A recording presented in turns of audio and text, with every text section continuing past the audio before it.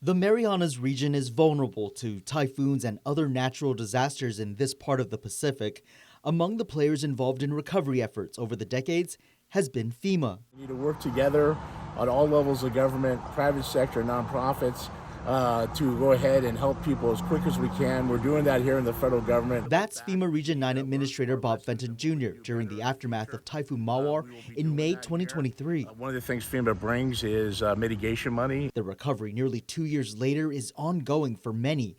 But how would we do without FEMA's help? FEMA's no good anymore. That was when we ran it. FEMA was very good, but now FEMA's not good. Over the weekend, President Trump suggesting to get rid of FEMA. I do have to say FEMA's a big disappointment.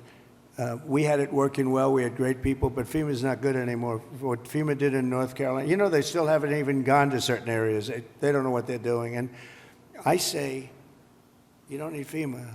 You need a good state government.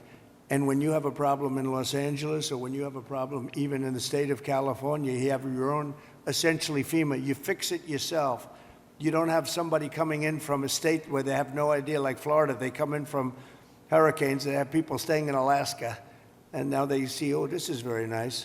But by the time they get familiar with it, they don't know anything. The FEMA is a very expensive, in my opinion, mostly failed situation. We had great people, we did some great jobs, but each state should take care of their problem and get money from the federal government. It would be so much better, so much more efficient. So we're looking at that because we have had, and you're going to have problems with FEMA too. You've already had problems with FEMA.